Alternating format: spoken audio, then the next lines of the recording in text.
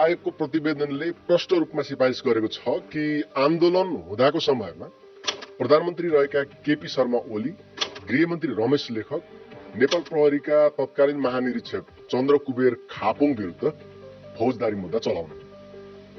आयोगले मुलुकी अपराध संहिताको जुन दफा र उपदफा देखाएर उनीहरू विरुद्ध मुद्दा चलाउन सिफारिस गरेको छ त्यसअनुसार उनीहरूलाई 3 वर्षदेखि 10 वर्षसम्मको सजाय अर्थात् जेल सजाय हुन सक्छ। ओली, लेखक र खापुङको हकमा आयोगले मुलुकी अपराध संहिता 2074 को दफा 181 को उपदफा 1 आकर्षित हुने भनेको छ। यसमा कसैले लापरवाहीपूर्ण काम गरी कसैको ज्यान मार्न हुँदैन भन्ने कानुनी व्यवस्था छ। म तपाईहरुलाई आयोगको निर्णयमा के लेखिएको छ त्यो जस्ताको तस्तै सुनाउँछु। मुलुकी अपराध संहिता 2074 को दफा 181 को उपदफा 1 मा कसैले लापरवाहीपूर्ण काम गरी कसैको ज्यान मार्न हुँदैन भन्ने कानुनी व्यवस्था रहेको छ।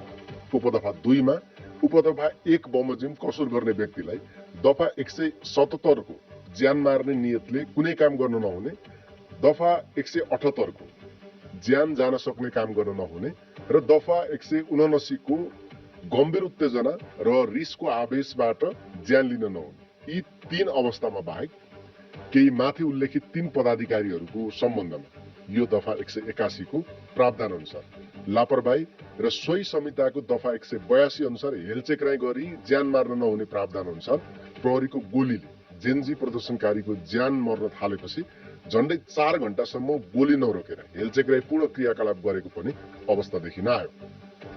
अत कार्यकारी प्रमुख तत्कालीन प्रधानमन्त्री श्री केपी शर्मा ओली, तत्कालीन गृहमन्त्री श्री रमेश लेखक र तत्कालीन महानिरीक्षक श्री चन्द्र कुबेर खापुङ सहित उहाँहरू 3 जनालाई मुलुकी अपराध संहिता 2074 को दफा 181 को उपदफा 1 र सोही संहिता 2074 को दफा 182 अनुसार कसुर हेरेर अनुसन्धान, तहकिकात र अभियोजन गराउन नेपाल सरकारलाई सिफारिस गरी पठाउने निर्णय गरियो। यो जेन्जी आन्दोलनको निर्णय मैले जस्ताको तस्तै सुनाएको।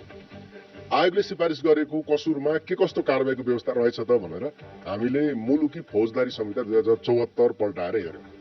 दफा 181 र 182 लाई देखाएर आयोगले ओली, लेखक र खापुङलाई 3 देखि 10 वर्षसम्म जेल सजाय हुने गरी कारबाही सिफारिस गरेको देखियो।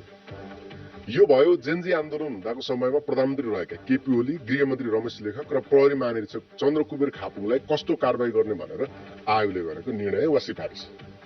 तत्कालीन गृह सचिव गोकर्णमणि दुवाडी, सशस्त्र प्रहरी बल नेपालका महानिरीक्षक राजु अरियाल, राष्ट्रिय अनुसन्धान विभागका तत्कालीन प्रमुख हुतराज थापा र काठमाडौँका सिडिओ छविलाल रिजाल विरुद्ध पनि फौजदारी मुद्दा चलाउन सिफारिस गरिएको छ। उनीहरूलाई माग गरिएको सजाय ओली, लेखक र खापुङ भन्दा अलिक सफ्ट छ अथवा अलिकति कम छ। तर यसको डिटेलमा जानुभन्दा अगाडि ओली, लेखक र खापुङ विरुद्ध मुद्दा चलाउन आयोगले देखाएका आधारहरूको बारे जानौँ। फेरि पनि म तपाईहरुलाई आयोगको प्रतिवेदनको अंश नै पढेर सुनाउँछु। सरकार विरोधी वा कुनै पनि प्रदर्शनमा अन्तिम बल प्रयोग भनेको धातुको गोली प्रहार हो। यसलाई अन्तिम विकल्पको रूपमा मात्र लिनुपर्ने गहन दायित्व पनि उनीहरूको हो। कर्तव्यको जाने उल्लङ्घन भयो, घण्टौसम्म लाइभ फायरिङ हुँदा रोक्ने प्रयास नगरी मौन बसेको हुँदा अन्तिम बल प्रयोग गर्नु पर्दा अनुपातिक र आवश्यकताको सिद्धान्तलाई राम्ररी पालना नगरेको आयोगबाट संकलित प्रमाणबाट देखिन्छ। अन्तिम बल प्रयोग गर्दा धातुको गोली प्रहार रोक्ने सुधारात्मक आदेश दिनेतर्फ प्रयास नै नगरेको देखियो। 23 गते मात्र 17 जना संसद परिसर बाहिर मारिएकामा आफूलाई घटनाहरूका सम्बन्धमा थाहा नभएको भनी दायित्वबाट पन्छिन खोज्नु सिद्धान्त त मिल्ने देखिएन। संविधानले ग्यारेन्टी गरिएको सर्वसाधारण जनताको जीवज्यानको सुरक्षा, शान्तिपूर्ण निशस्त्र भेला प्रदर्शनहरू गर्न पाउने अधिकारको मर्यादा, मान्यता र राज्यबाट संरक्षण हुने विश्वासमा निस्किएका शान्तिपूर्ण जुलुसहरूमा आवश्यक भन्दा बढी बल प्रयोग भएको देखिन आयो। तत्कालीन प्रधानमन्त्री केपी ओलीको हकमा प्रतिवेदनले छुट्टै यसो भन्छ। नेपालमा संसदीय राजनीतिक प्रणाली छ। यो प्रधानमन्त्री प्रणाली हो। प्रधानमन्त्रीले संसद भवन परिसर बाहिर लगभग 4 घण्टा गोली चलिरहँदा पनि केहीको मृत्यु र सयौं संख्यामा घाइते भइसकेको अवस्थामा पनि राज्यका सबै नागरिकको अभिभावकको जिम्मेवारी र दायित्व भएका पदाधिकारीको हैसियतले थप मानवीय क्षतिलाई रोक्न प्रयास नगर्नु प्रधानमन्त्रीको ठूलो कमजोरी हो। तत्कालीन प्रधानमन्त्री केपी ओलीले यसै घटनाका सम्बन्धमा जाँचबुझको क्रममा आयोगले सोधेका घटना सम्बन्धी सबै प्रश्नहरूको जवाफ दिनु भएन। एससीका विद्यार्थी र फिल्डका प्रहरीलाई सोध्ने प्रश्न भनेर जवाफ दिन असहयोग गर्नुभयो। गृह प्रशासन सुरक्षा निकायका प्रमुखहरू र समग्रमा शान्ति सुरक्षाको सम्पूर्ण दायित्व भएका गृहमन्त्री रमेश लेखक र देशको कार्यकारिणी प्रमुख रहेका प्रधानमन्त्री केपी ओलीले 23 गते दिउँसो नै बढी मानवीय क्षति रोक्नेतिर कुनै पहलको प्रयाससम्म गरेको देखिएन। भदौ 23 गते घटना भएको दिउँसो 2 बजे नै बैठक बोलाइए पनि प्रधानमन्त्रीले राति 10 बजेपछि मात्र राष्ट्रिय सुरक्षा परिषदको बैठक बसालेको देखियो, जबकि दिउँसो 1 बजे नै थुप्रै मानवीय क्षति भइसकेको थियो। नजिकका अस्पतालहरू गोली लागेका सयौं घाइतेले भरिसकेका थिए।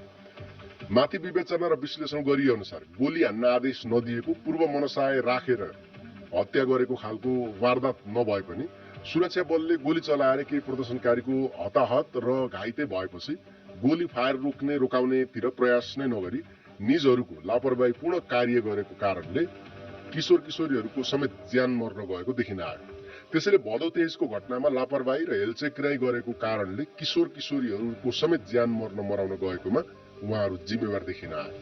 भदौ 23 गते संसद भवन परिसरभित्र प्रदर्शनकारीले भदौ 24 गतेमा जस्तो प्रहरीमाथि आक्रमण गरेको, हतियार खोसेको र संसद भवनमा आगो नै लगाएको अवस्था थिएन।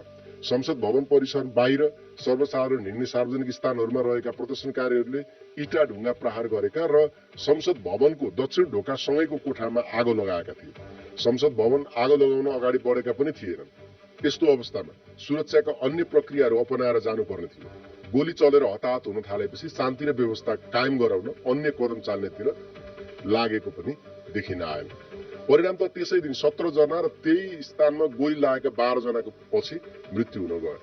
भदौ 23 गतेकै जरियाले 24 गतेको घटना घट्न गयो। यो घटनामा जम्मा 76 जनाको मृत्यु हुन गयो।